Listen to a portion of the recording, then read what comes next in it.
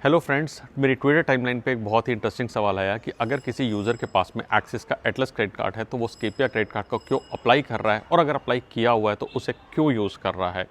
मैंने भी कुछ लोगों को जिनके पास एटलस कार्ड है, स्केपिया कार्ड रिकमेंड करा है और उनको यूज़ करते हुए भी देखा है, और यहाँ पे कुछ इंपॉर्टेंट चीज़ें हैं जिसे हमें समझना ज़रूरी है। सबसे पहली चीज़ तो ये है कि आप क्रेडिट कार्ड लेने से पहले ये समझें कि इस क्रेडिट कार्ड को आप किस पर्पज़ के लिए यूज़ कर रहे हैं। लेकिन सेकंड, उतनी ही इक्विवेलेंट इंपॉर्टेंट चीज़ ये है कि आपके जो रिवॉर्ड पॉइंट्स आएंगे आप इन्हें कहाँ पे बर्न करने वाले हैं।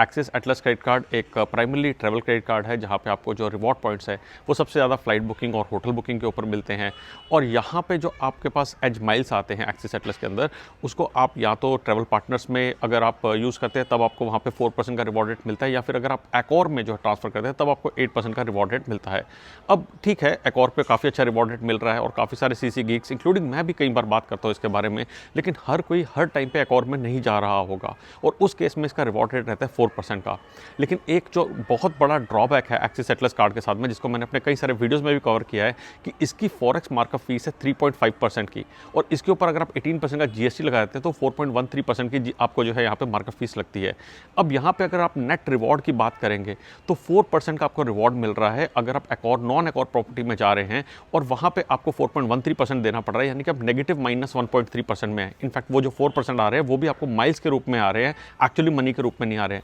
लेकिन 0% फॉरेक्स कार्ड अगर आपके पास है तो वहाँ पे आपको एक्चुअली अपनी जेब से कोई भी एक्स्ट्रा अमाउंट पे नहीं करना है। मैंने एक शॉर्ट भी बनाया था कि 0% फॉरेक्स कार्ड एक्चुअली में कैसे वर्क करता है, और आपको इसके नीचे दूसरे ट्वीट के अंदर वो मिल जाएगा, उसका लिंक मिल जाएगा। तो यहाँ पे यूज़ केस बहुत इंपॉर्टेंट बन जाता है कि अगर मैं एक और प्रॉपर्टी में आने वाले टाइम में नहीं रहने वाला हूँ तो उस केस के अंदर मुझे 0 फॉरेक्स कार्ड जो है बेनिफिशियल होगा। दूसरी और इक्वली इंपॉर्टेंट चीज़ है कि एक्सिस के अंदर एक लिमिट है कि आप ग्रुप ए जो पार्टनर है और एक और उसका ग्रुप ए पार्टनर है, उसमें एक साल में आप सिर्फ 30,000 पॉइंट्स ही ट्रांसफर कर सकते हैं। उसके बाद आप बाकी पॉइंट जो है एकॉर में ट्रांसफर नहीं कर सकते, बाकी जो पार्टनर्स हैं वहाँ पर ट्रांसफर करेंगे। तो अगर उस लिमिट पे भी आप पहुँच गए हैं और आपके पास अगर यही कार्ड्स हैं तो I think it goes without thinking कि आपको कौन सा कार्ड कहाँ पे यूज़ करना चाहिए।